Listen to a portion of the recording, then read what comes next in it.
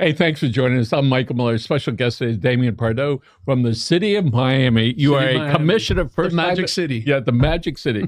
You were elected almost a year ago, no? Year and a half ago. Year and a half ago. It went by fast. It went by so fast. And so people want to know, what's it like from the time you made a decision you wanted to run until that night when you go, oh my goodness, something happened, I'm elected. What was that moment like for you?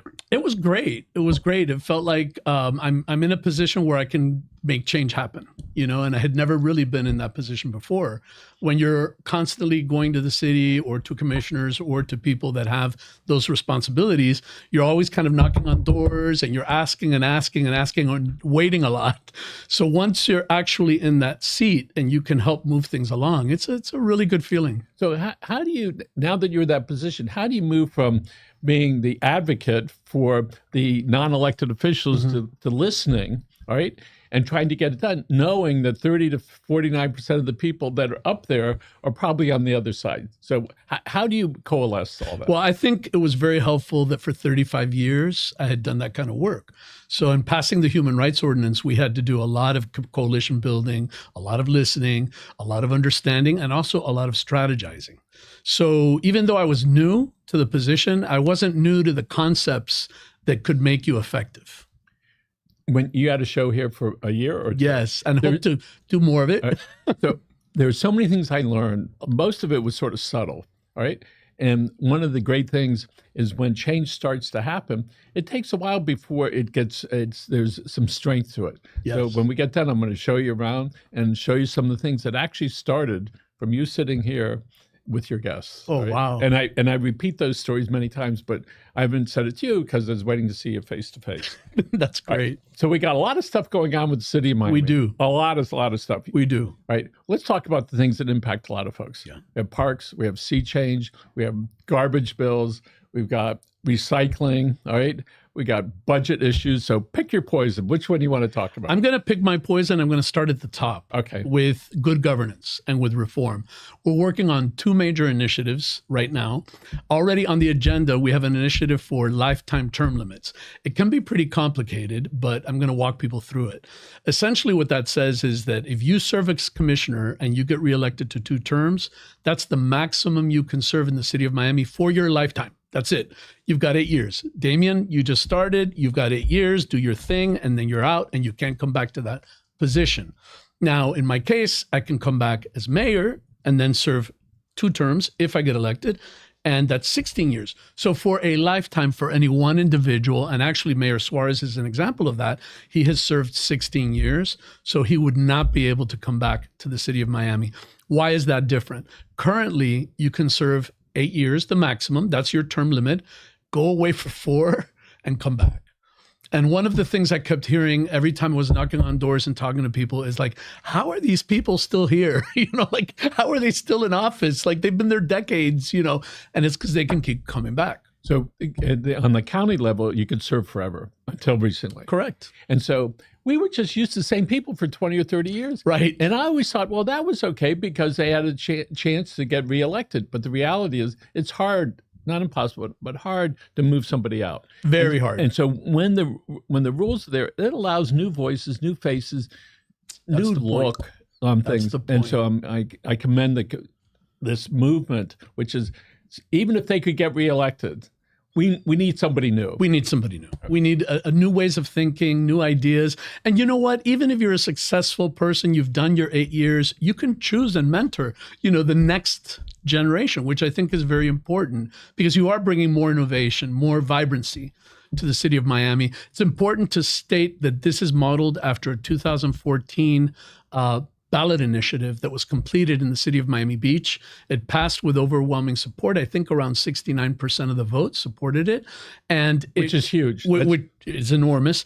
And there's a piece of that which is still controversial, and that's the retroactivity of it. So when this passes, which I believe it will, when is that vote coming up soon? It would be this November. Okay. This would be coming to the voters in this November. Once it passes commission and it doesn't get met by a veto or anything like that, it will reach the voters, which I hope that's where it ends up. But the retroactivity means that anyone that has already accomplished 2 terms cannot come back to office. So all those people in the past, they count. If they had 2 terms, they can't come back in the future. So that's been the only piece that's been a little bit controversial, but also very well liked by a lot of folks, because that's what they were complaining about. They were like, why are these names still here? Like, 20 years ago they served and they're coming back. And that's really what we're trying to change. Yes. So, I'm sorry. So what are some of the other issues? So the other big one is we want to move the election from 2025 to 2026 to the general cycle. Why? Voter turnout changes from between 10 and 15% to between 65 and 70%. That's huge. You can't have electeds winning office with a few thousand votes anymore. You can't give away enough turkeys. You can't show up with enough cake at people's doorsteps. I mean, those tactics are kind of like, I won't mention the other things either. Yeah, those tactics are put to bed. We also save $1 million per election in the city of Miami. One of the issues that has come up with that is we've got to give an extra year to everyone who's serving. So a lot of folks are like, oh, great. You mean these people who they think have done a horrible job, and certain names that, resonate in that vein are always called out saying, how can you give another year to this person or that person? But really, when folks have brought that up to me, I've said a couple of things. First is, a year in political life is nothing. I mean, a year, we just talked about it, right? Yes. It's been a year and a half, and really it's gone like crazy. The other piece of that is, if you take away any part of the term, there could be legal challenges. So the city attorney made it very clear, listen, you can't really take away, otherwise it's messy. You've got to add. So that means that all commissioners and the mayor get an extra year. It moves to 2026. Everyone campaigning right now just continues their campaigns. I can understand how folks running in this current environment won't like it, because it changes all their strategy. All of a sudden they go from 10 to 15% to 65 to 70%. So who are the opponents to this? Not the and what are they?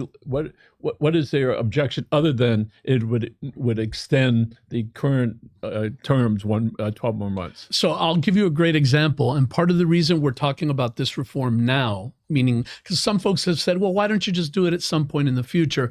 I've always thought, whenever you have an opportunity for reform, you take it. That's one of the things I learned with the Human Rights Ordinance. You don't wait. And actually, it reminds me, Ted Kennedy always used to say that his biggest regret in his political life was not having done nationalized health care under President Nixon when he had the opportunity. He wanted to wait for a Democratic president to do it, and we never got it. Even Obamacare wasn't even close. As we are storytellers, we know when the story's there, you have to tell it, because a month later, it's no longer a story. It's no longer a story. Absolutely. Absolutely. So this is what's interesting. When we put this lifetime term limit issue on the agenda, the draft agenda, immediately Frank Carollo came out and declared that he was running for District 3 Commissioner. Now, why is this interesting? Frank Carollo has served 8 years. His brother Joe Carollo has served 8 years. So Frank Carollo would come back for another 8 years, which means that's 24 years of Carollo in District 3.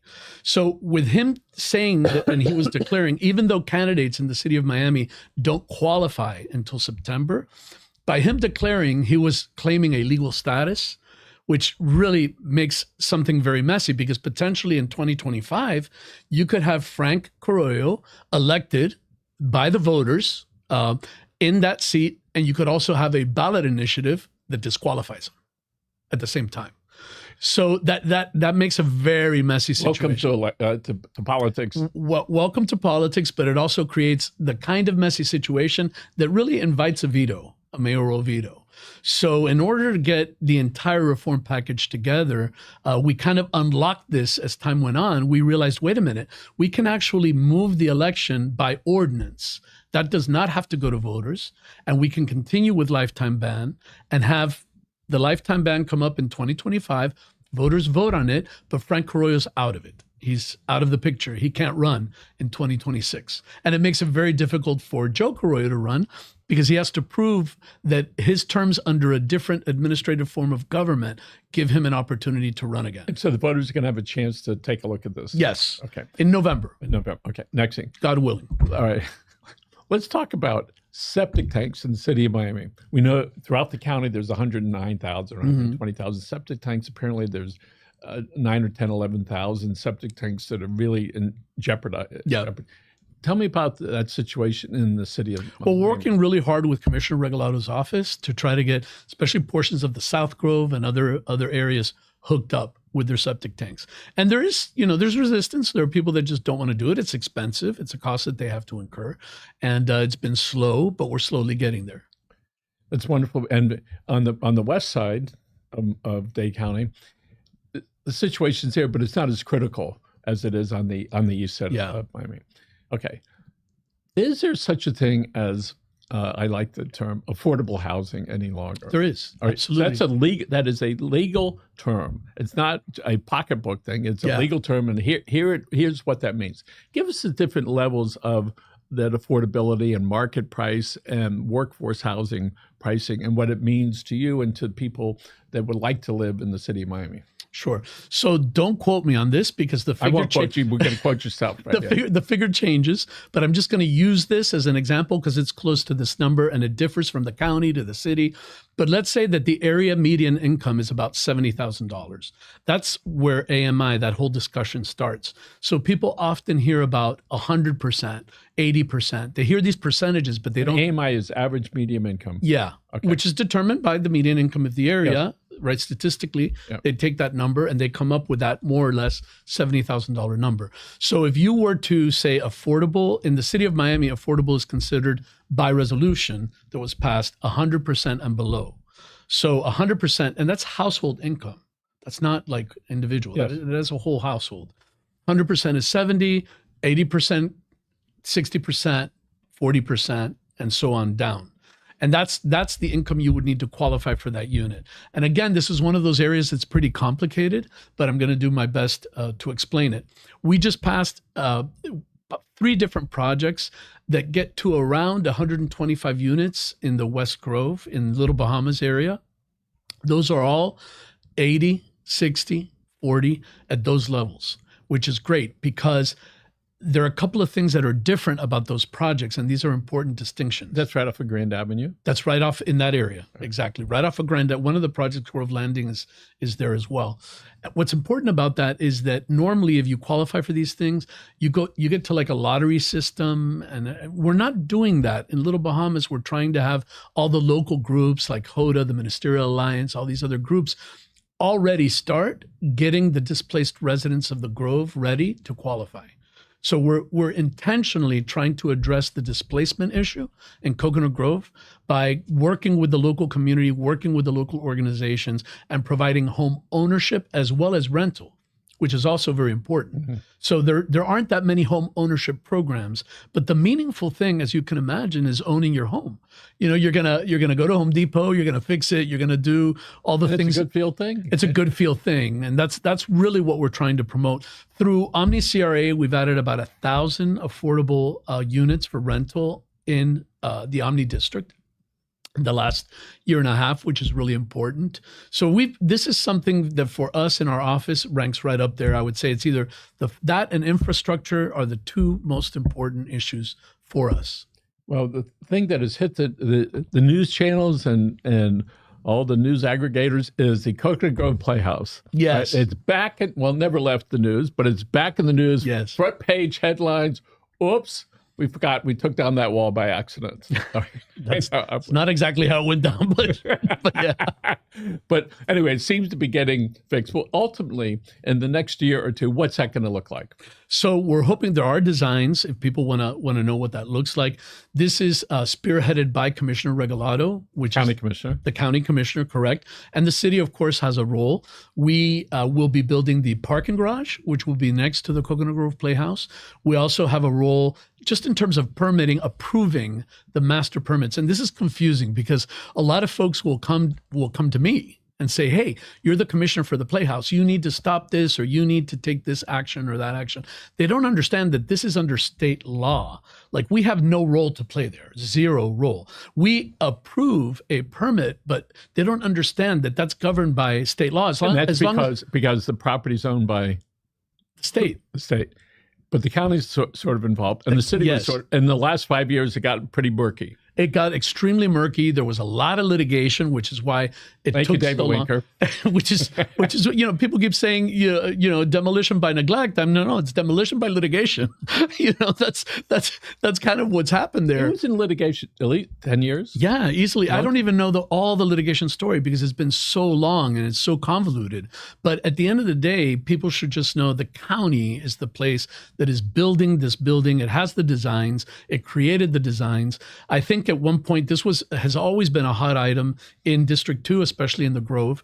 At one point it was, well, here's this plan. It's fully developed. We have a time limit on it because the state, I think, has the opportunity to have the property revert if nothing is done by a certain time period. It has the funding for this to get done. And then on the other side, we have this intent to preserve the original structure, which really didn't have the funding. It didn't, there seemed to always be kind of this promise that, well, let us give us another year.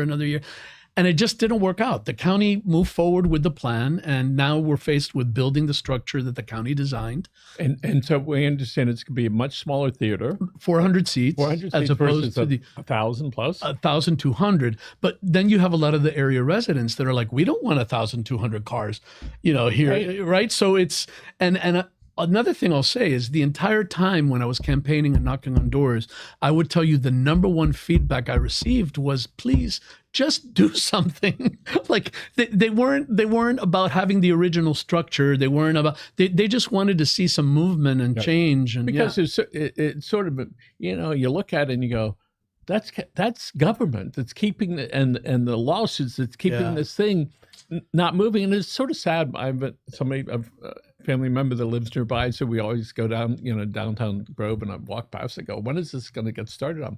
Tell me about the parking garage. How many cars? Before, it hasn't been decided yet. They're designing it right now. And MPA, it's being designed and constructed by Miami Parking Authority. So we'll find out more. We actually have a call on June 6th at 6 p.m. I think it's June 6th. Let me get back to you on that just to be absolutely sure. It's either the 4th or the 6th at 6 p.m. It's a Zoom call with Commissioner Regalado, myself, and Alexandra, who is the MPA Executive Director, the CEO. And it will be exactly that. We'll be discussing the parking situation, all the elements. People will be able to get the plans if they want to see them, anything like that. And the workmen that are there now they're taking off the part that's not going to be part of the rebuild. Yeah. Is that? So let me explain that. The first, and before even going there, I'll tell you, I'm a big historic preservation person. I mean, I would have loved to see the original with some other kind of, elements, if that could have been done at some point in time. That is not an option and hasn't been in a lot of people's consideration for a long time. What happened, which created this entire situation, is that they were working on the demolition. The city of Miami issued a demolition permit, which they have to issue if they meet all the requirements according to state law. They issued that permit. When they were doing the demolition, a part of the wall on the third floor collapsed on its own. And that gave way to all these questions and engineers coming in, and they determined that the facade, that 1/3 that's trying to be preserved, was unstable. So these contractors actually were amazing. They did an incredible job, did not sleep 24 hours. The road was closed, I believe, Friday. We closed that main highway section.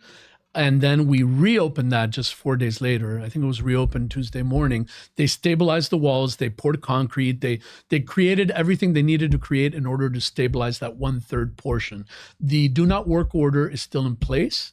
They expect it'll be lifted soon once they think everything's ready for work to begin again. So I will not go over and shake the wall. All right. Don't shake the wall, or don't kick over those big bars that are holding up the 1/3. Yeah. So.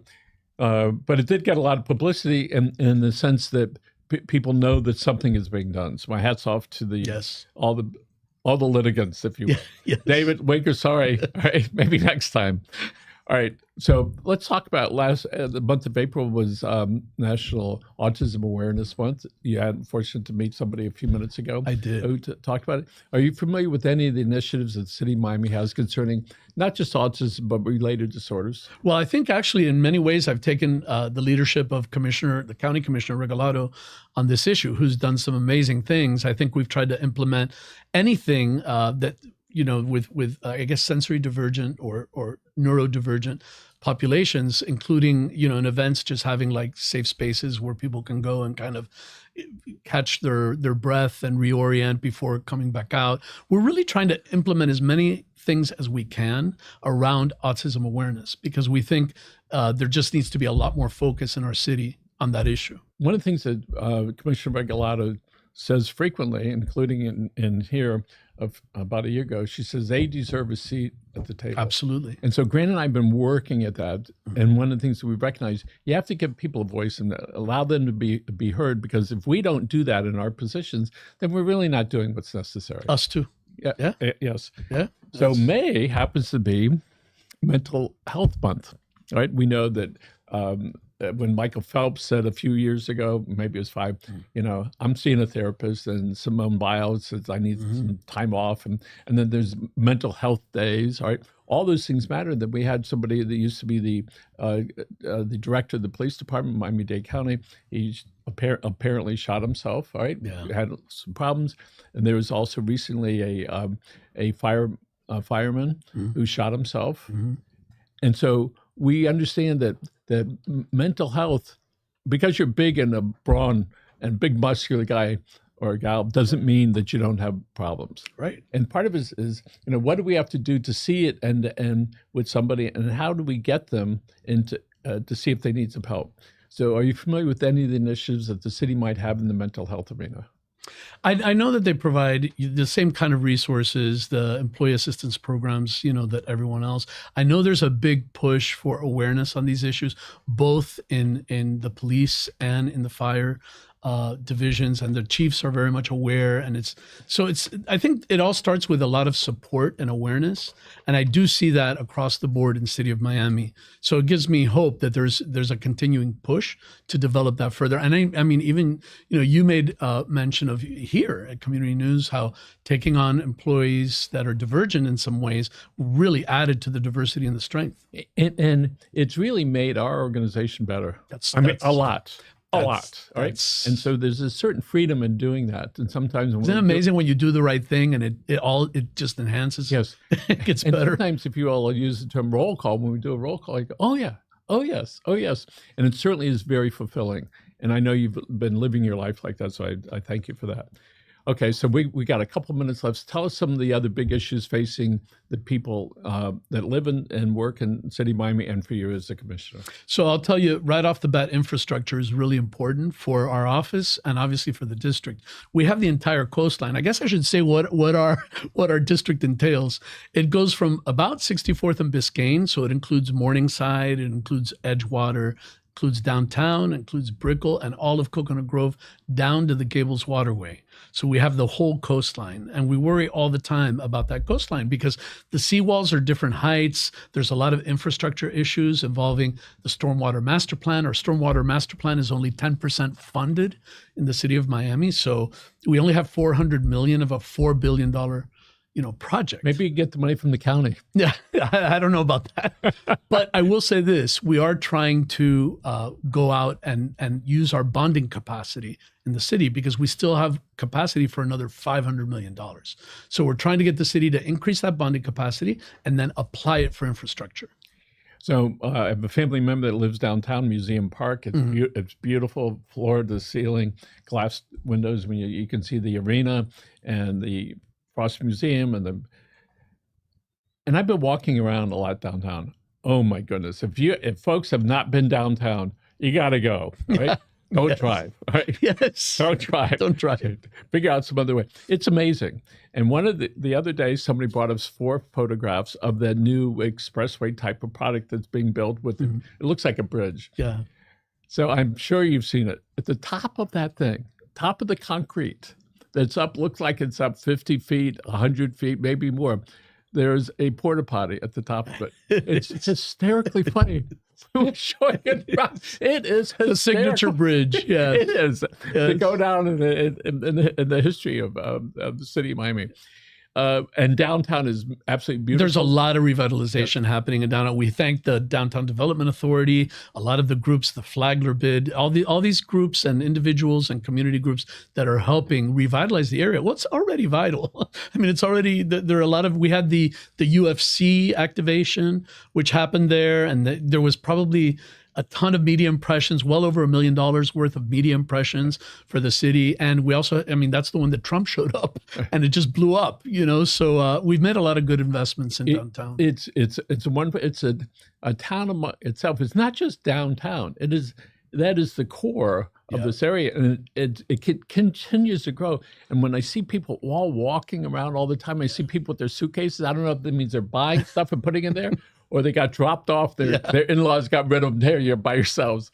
So thanks so much for being here, Damian. Oh, no, it's a pleasure. And if people I came home. Yes, if people need to reach you, they can go online at the City of Miami and they can find your beautiful mug there with all your contact information. District 2, yes. District 2, all right? District 2, City of Miami. So continued success and good luck with these items as they come up. Thank you, Michael. It's always a pleasure. Thanks so much. We're going to look right over the red camera. And this is what we're going to say, folks. Thank you for very much for joining us. And remember, take care of yourselves and your family. And Damian, you're going to sign us off. Thank you very much for joining us. And please contact us, contact our office.